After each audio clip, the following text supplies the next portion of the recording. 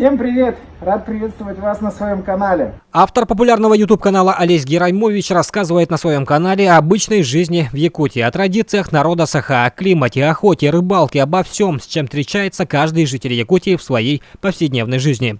Сейчас на канал Олесь Петрович подписаны более 237 тысяч человек из разных уголков мира. А началось создание контента о Якутии от зимнего сада, которым Олесь когда-то занимался. Я занялся теплицей, зимним садом, и заказывал эколампы для растений.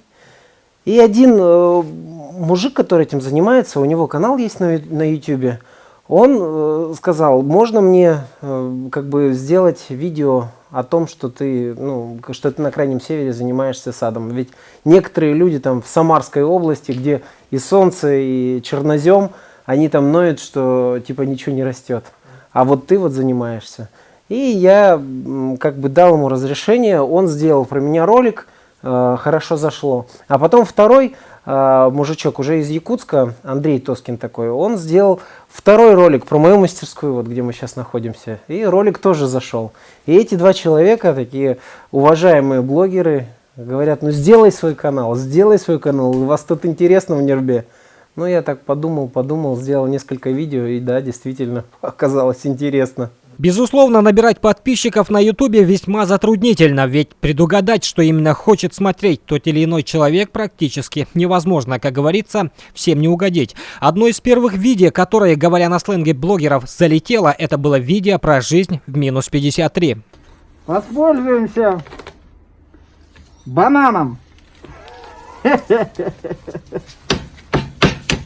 Вот я про это все дело выложил, людям, конечно, понравилось, некоторые посочувствовали, некоторые там сказали: держитесь, а вот совсем близко, которые подписчики находятся прямо в соседних домах, там, говорят: ну там как, Олесь, у тебя там отопление нормально, там это перемотай, ну как-то вот так. Еще одно видео, которое набрало более 3 миллионов просмотров, это про жизнь отшельника Тимофея. Про отшельника в Нюрбе знали практически все. И тут, как подмечает Олесь Петрович, есть такое явление, как замыливание глаз. То есть человек не видит того, что есть перед глазами. Блогер по воле случая снял первое видео, которое стало очень интересно многим людям. И ролики про отшельника стали набирать популярность и стали своеобразным сериалом. И вот это первое видео еще перелилось в то, что, оказывается, у Тимофея были родственники, и они его давным-давно, оказывается, потеряли. Так что я этой серией с отшельниками очень сильно горжусь. И я вам скажу по секрету, конечно, уже не по секрету, что, скорее всего, возможно, что уже скоро это все дело закончится, потому что из-за старости, в силу того, что там одолевают некоторые болезни, все-таки мы Тимофея отправим в Сангар, на его родину, к его младшему брату.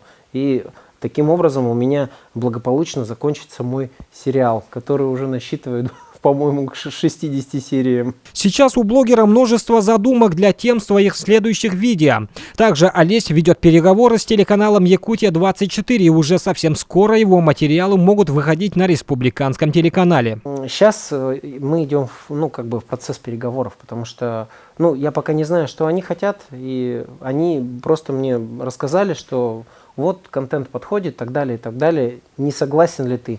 Ну, я, конечно, согласился. Но, в принципе, это то, чем я занимаюсь. Так что это было бы, конечно, прекрасным дополнением к моему каналу. Олесь Петрович ежедневно в поиске интересных тем для своих видеороликов. В этом ему в первую очередь помогают его подписчики. Они пишут, что они хотели бы видеть в следующих роликах. Также советуют друзья и близкие. А в следующем выпуске подписчики канала Олесь Петрович познакомятся с очень близким другом автора. Видео уже в процессе монтажа. Роман Савинов, Геннадий Матвеев, Эдуард Васильев. Якутия. День за днем. Нюрба.